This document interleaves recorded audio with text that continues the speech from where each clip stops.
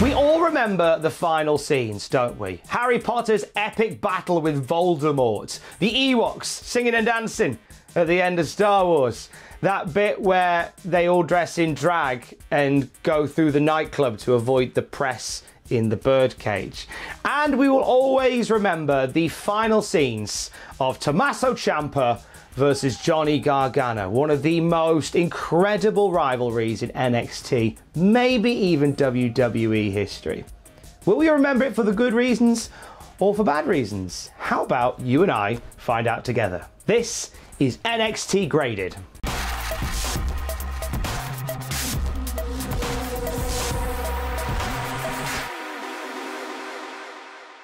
First off, Mamma Mia! Mauro Ranallo's back on commentary. He's flying solo this week. I'm assuming this was recorded in his spare room. There's a bit of a disconnect when you do live commentary to when you do taped commentary. You haven't got the atmos in the room to really G you up. But Mauro still sounds flippin' brilliant, even though I don't think he's actually there. It still sounded great. It was a creature comfort to hear Mauro Ranallo back on commentary. We start hot this week with the 6-woman ladder match to determine the #1 contender for the NXT Women's Championship. It's Candice LeRae, Io Shirai, Dakota Kai, Tegan Nox, Mia Yim and Chelsea Green. Raquel Gonzalez is in the corner of Dakota Kai and Robert Stone is in Chelsea Green's corner as well. Gonzalez tries to pay dividends early on by bringing the ladder in for Dakota Kai, but she gets knocked out by Yim and Candice LeRae's baseball slides, and then all the baby faces jump on Dakota Kai. Look at all these chickens coming home to roost for Dakota Kai, who gets a battering from all these women that she's wronged over the last couple of months. Io Shirai and Candice LeRae fight for the ladder, whilst Chelsea Green and Robert Stone set up the table outside the ring. Robert Stone is great value in this match. He is constantly just shouting, "Be careful, Chelsea!" whenever she's trying to climb the ladder. And when she takes a fall to the outside during the match, he's just stood over her, fanning her with his book, trying to keep her cool, I guess, screaming at the referee to get help and get assistance because Chelsea's hurt herself. He was just great fun here. Gonzalez gets back into the fight as she actually puts Dakota Kai on her shoulders and carries her up the ladder to try and get her to the win. It sadly doesn't happen for them. Mia Yim gets amongst it and Raquel is battering Mia Yim in the corner.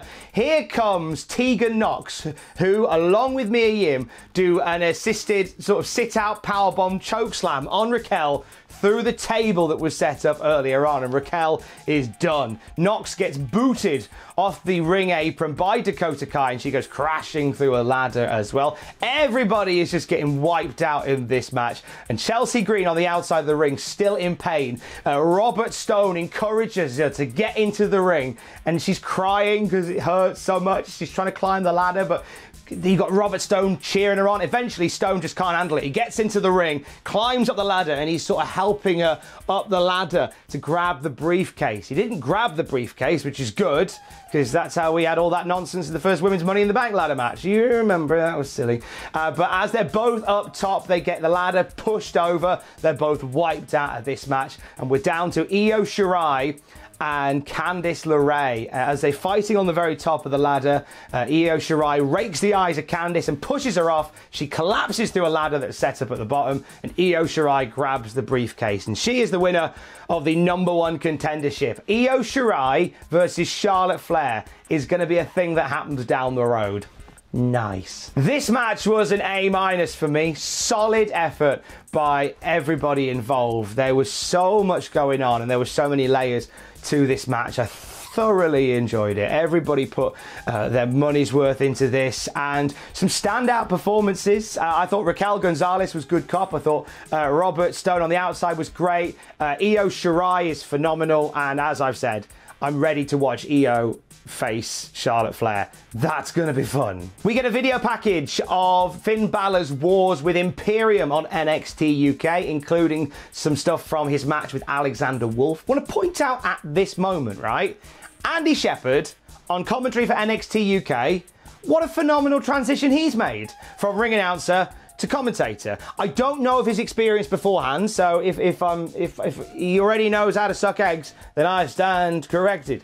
But I think him and Nigel McGuinness are a great team, and they'll only get better. Big love to Andy Shepherd.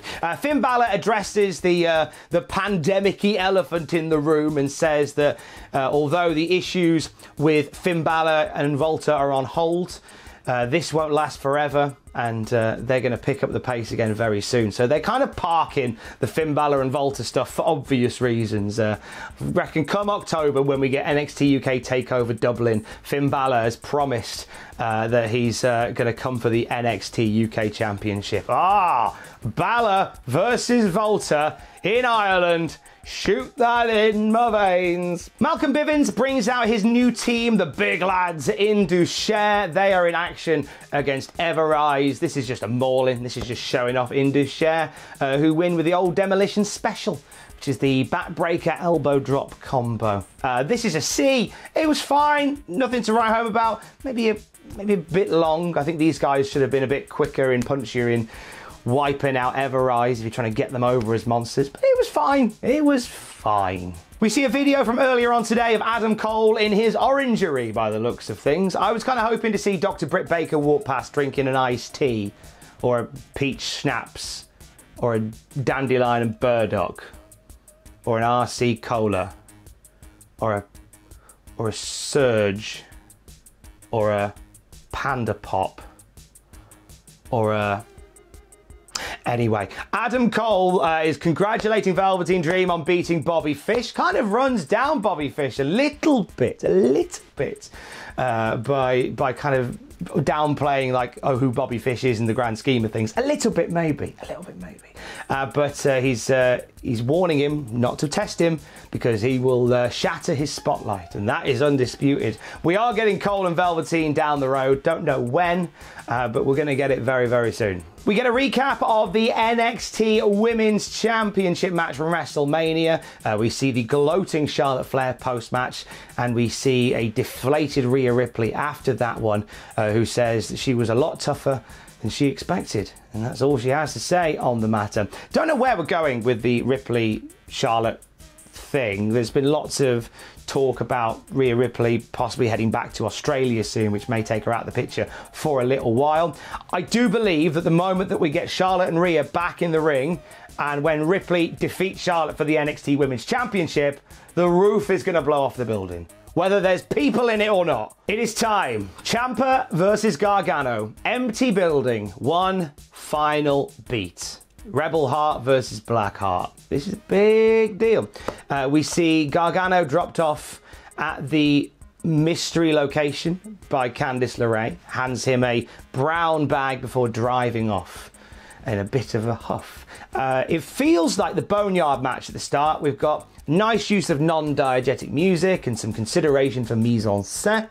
It's my media studies degree coming to the forefront, that is. But once we get into the venue, all that stops. We get some amazing camera work throughout, obviously, but we get Triple H in the center of the ring, who says, right, here's your referee, it's Drake Younger, and whatever he says goes. He's there to count the three. When this is over, it's over.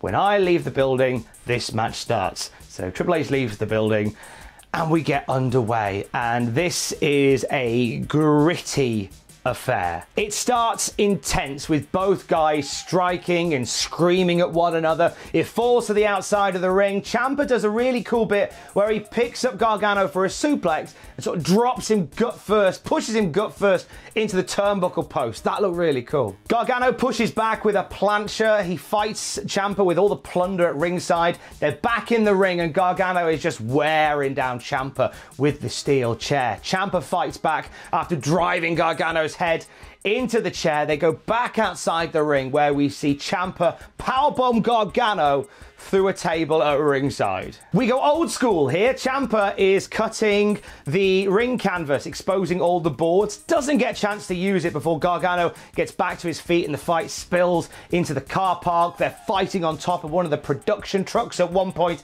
they fight their way back into the arena, back onto the top rope, where Ciampa hits an air raid crash onto the concrete. Why are they not dead? We get the first pinfall of this match about 20 odd minutes in, maybe 25 minutes in, and it's only a 2 count.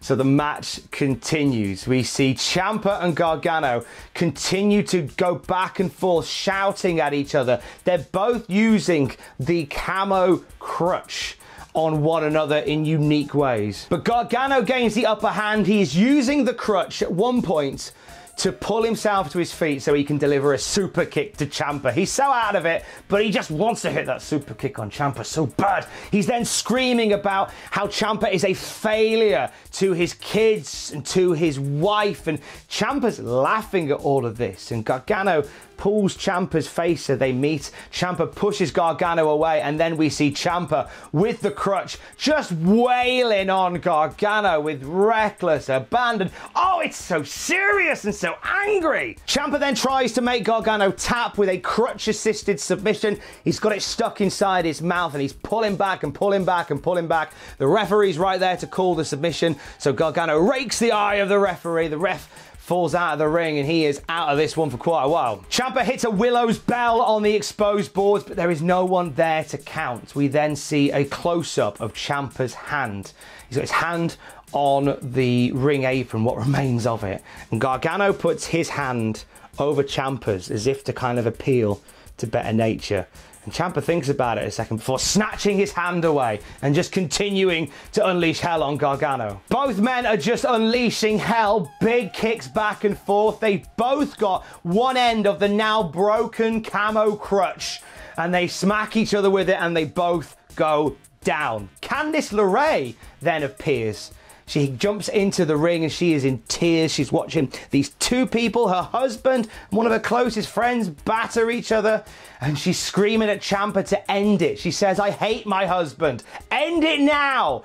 And she says, you know what? Because Ciampa's a bit reluctant at this point. Ciampa's woozy. Maybe he's coming to senses about things. And Candice goes, you know what? Fine, I'll do it. And then she hoofs Gargano in the bowels, like straight below the nethers. And Gargano hits the ground. Candice leaves the ring. And then you see Ciampa go over to Gargano, and Gargano's in a heap on the floor, and Ciampa's in a bad way as well. And they're both saying sorry, and there's tears, and it just feels like friends coming back together. And Ciampa is consoling Gargano, and as Ciampa has got his back, is stood up, and he's consoling Gargano. There's Candice LeRae again, and she hoofs Ciampa below the belt. And then Gargano starts laughing as Ciampa's been kicked in the fellas as well. Turns out it was a setup all along, and Gargano, just to put salt on top of the wound, he grabs Ciampa, he hits the fairy tale ending onto the exposed boards in the ring for the 1, 2, 3. Gargano wins the match, and he and Candice are laughing, leaving the ring. Gargano is in a terrible way, but they manage to get out of the arena together. They walk past a car, and I see at least one, maybe two people sat in the car. I see you, Killer Cross. How are you doing? We don't zoom in on this. We don't even acknowledge it. It just happens. And then they get in the car and they drive off. And that is the end of NXT. Whew. Okay. Right. It's an A. Now I know that you're thinking, Tom, what you described there was incredible. Why isn't it an A+? Get to that. But this is what I would say for this match, okay? If you disliked the cinematic nature of the Boneyard match, you will love the grittiness of Ciampa and Gargano. If you disliked the silliness of the Firefly Funhouse match, you will love the serious undertones of Ciampa Gargano. If you wanted to love Last Man Standing but thought it felt too long in the tooth at times, you will love the long but well-paced structure of Ciampa versus Gargano. This was excellent. This was once again WWE pulling out something really special when big arena shows are not an option. This is kind of like, this weekend we've kind of seen, or this week rather, we've seen sort of WWE's Cornetto trilogy in Boneyard match, the Firefly Funhouse match, and Ciampa and Gargano. All phenomenal. But you'll notice that this is the one I didn't grade an A+ to. It's the finish.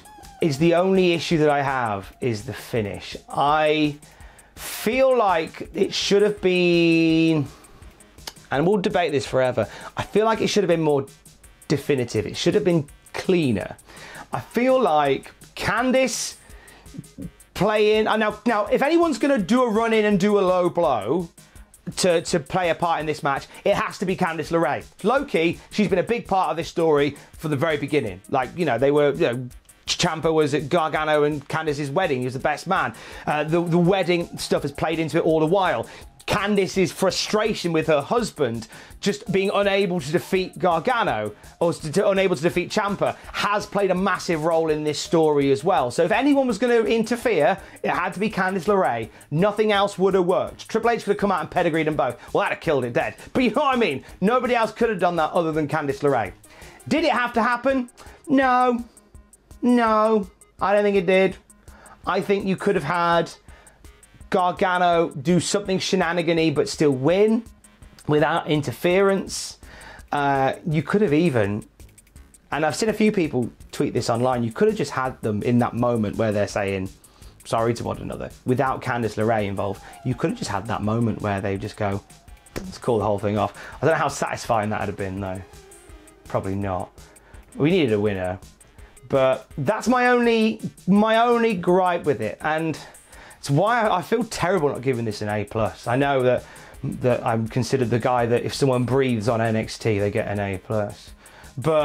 And they also made a concerted effort to put on one phenomenal match, and the ending just, it just knocked it down a notch. In my opinion.